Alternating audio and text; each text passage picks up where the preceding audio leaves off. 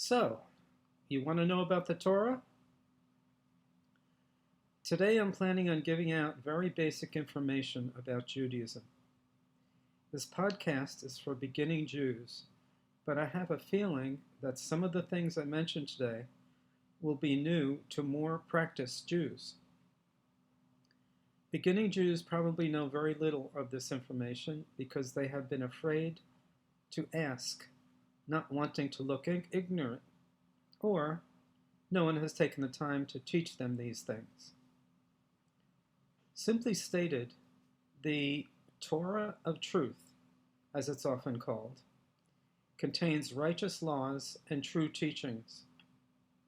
If you don't believe it, then read it and give me examples where the laws are not righteous. The Old Testament contains 24 books, and the English translation runs about 1,300 pages. The Torah itself is called the 5 books of Moses, the first 5 of the 24. And the English translation runs about 300 pages. Although the Torah was ostensibly given to Abraham 3,500 years ago, it wasn't written until Moses did so, along with receiving the 10 Commandments 2,500 years ago on Mount Sinai. There are a couple of things I'd like to mention here. Firstly, there has to be something very valuable in a book that a lot of people read for 2,500 years. No? Secondly, books that last that long, especially translated into many different languages, can easily get changed or distorted. That didn't happen with the Torah. The Torah was written in Hebrew, the language Hashem and Moses used to communicate with, and Jewish law states that if the scribe writing the scroll makes even one mistake with a brushstroke, the entire effort must be thrown out and begun anew. This means that every Torah written from then until now is identical in the Hebrew language. If Torah scrolls were trashed for a single errant brushstroke, it would be impossible to change even one word, let alone sentences or chapters. So you can be confident that there have been no changes made to the Torah in the last 2,500 years. Now, there are some slight changes through translations into other languages that simply can't be avoided. But if you are a purist, you can learn Hebrew and read the Torah unchanged from the original, just the way it was delivered at Mount Sinai 2,500 years ago. Although this might not amaze you, it amazes me. In contrast, there have been over 150,000 iterations of the New Testament and even more of the Quran. What on earth has withstood this test of time? What physical structure hasn't crumbled? The pyramids are supposedly the oldest surviving testament to incredible architectural achievement that exists on planet Earth today. There are arguments by historians over whether the Torah came into the world before or after the building of the pyramids. However, the argument is moot because the pyramids left to future mankind only silent rock. The Torah left to mankind a guide for elevated living that's still relevant today. Whether you are an ultra-pious Orthodox Jew or a wealthy Upper East Side secular Jew, if you follow this guide for life, you and the world are better for it. Egyptian pyramids stand today, but what do they tell us? What do they teach us? What ethics, morals, and values do they impart to us? The Torah still stands after all this time in its perfection, purity, and beauty, chock full of intelligence, teaching ethics, morals, and values, clean as the day it was delivered. If that isn't intriguing for you, I don't know what would be. The pyramids, with their vast size and ability to resist the natural erosion of the elements, left us a grand sight of something that teaches us nothing. The Torah, written by Hashem, and survived constant attempts to extinguish it by eliminating its adherents, still exists in its original form and is there for anyone interested enough to study it. If you are interested, go to a class and learn something. The Exodus is a story about Jews leaving slavery, having their faith constantly tested, and entering the land of Israel, a land that was promised to the Hebrews, by Hashem 3,500 years ago. Hashem keeps his promises. Now, within the last 100 years, the Jews wandered through vast areas of Europe, having their faith tested, constantly being kicked out of their communities, survived the biggest attempt at complete annihilation through the Holocaust, and then ultimately they entered the land of Israel. So you believe the old book doesn't relate to today? Think again. The pattern began 3,500 years ago and is relevant today. If you think, as a Jew, that you can ignore what's obvious and live a fruitful and satisfying life without studying the Torah, go ahead, knock yourself out. You know, you can still enjoy many hours weekly eating at fine restaurants, enjoying luscious foods, and also take just 1 hour weekly to attend a Jewish study class. Incidentally, the Torah warns in Deuteronomy against prosperity.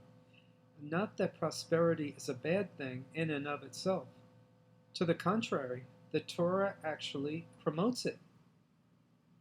The Torah warns against taking prosperity for granted, not recognizing where the prosperity comes from, and not giving thanks through Torah study and Jewish ritual, like giving charity, is, the Torah warns, a recipe for disaster. Many Jews today exist within a culture of great prosperity, but have an equally great sense of entitlement. This sense of entitlement expects and gets all nice things life has to offer, without any appreciation of where the prosperity comes from. The Torah explains loud and clear that it all comes from Hashem. But remarkably, some Jews are deaf to hear it. I fear a great reckoning for them and or their children. But this reckoning can be avoided by adding just a little bit of Jewish ritual into your life. I know this for certain because the Torah says so. How does the Torah teach us, you might ask, in your naivete? Here are just 2 little examples I've chosen of the infinite variety of lessons that can be gleaned by reading the Torah. These lessons relate to then, and they relate to now. The first has to do with the Exodus.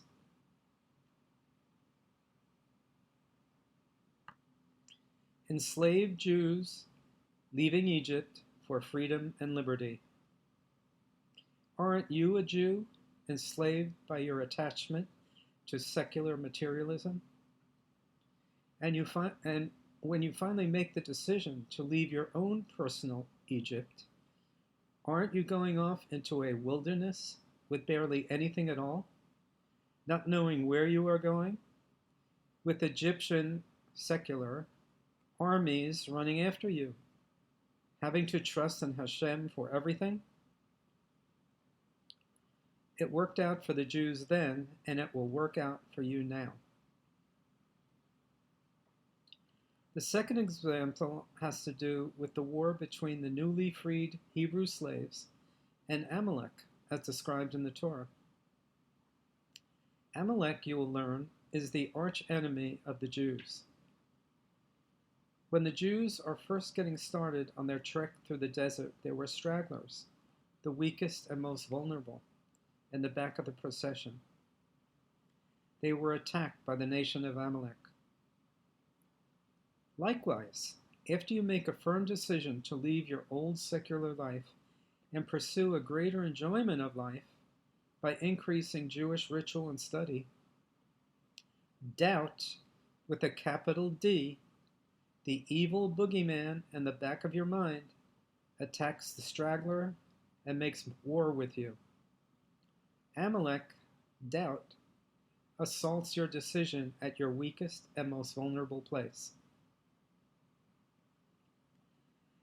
The Jews win this war in the end.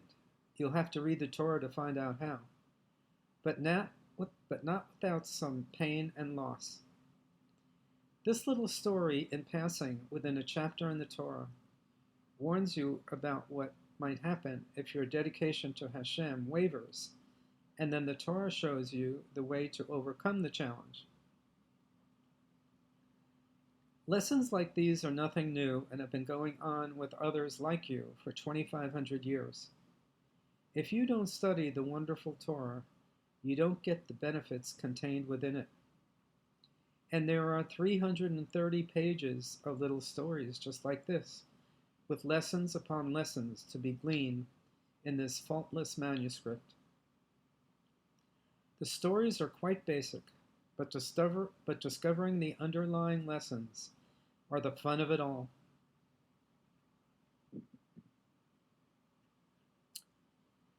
Now, I'd like to shift gears and try something new today.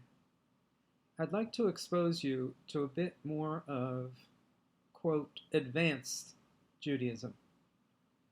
We'll have some fun, and I don't think I'll lose you.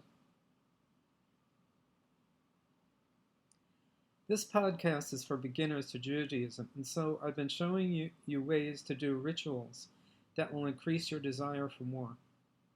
I've been hinting at how great the Jewish religion is in terms of morals, values, and ethics. Jews have been writing about and arguing over these topics for over 3,000 years. I don't know of any other religion on earth that has done that. So, Jews know a lot about these things. There are many paths of deep study in Judaism, such as Kabbalah, Hasidim, Musar, Mishnah, and Gemara, just to name a few. All are compilations of adages, ethics, and values written by the most intellectual of our forefathers. Each path contains volumes of books examining the many nuances of ethical thought. In this podcast, I keep recommending to you the 10 Commandments. Just get those down solid. But today, I'd like to give you a flavor of what you could be learning if you want to dig deeper in Judaism. The path I've been most attracted to is called Pirkei Avot, which means sayings of our fathers. I first discovered them in my Siddur, which I hope you will one day own your own. A Siddur is a book full of prayers for every occasion, and I mean every occasion. It's 1,000 pages with prayers for traveling, Shabbat, holidays, circumcision, everything. Anyway, Pirkei Avot are a listing of very short but profound sayings. There are maybe 10 per page in my Siddur, and there are 40 pages of them. There is one that has been going around in popular culture today that few people know comes from Pirkei Avot. Maybe you've heard it. It goes like this. If I am not for myself, who will be for me? And if I am only for myself, what am I? And if not now, when? What I like so much about Pirkei Avot is that it's such concise wisdom. This saying balances three ideas.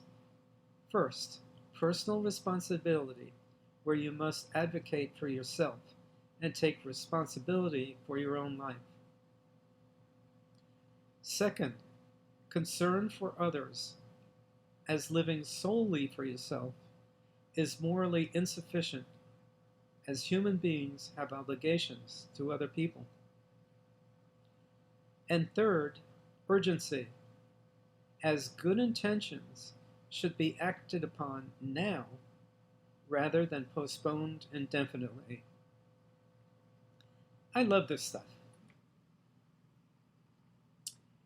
Now, I'd like to share one more to give you a sense of how deeply Judaism goes to making the world a better place. So here it is. Quote,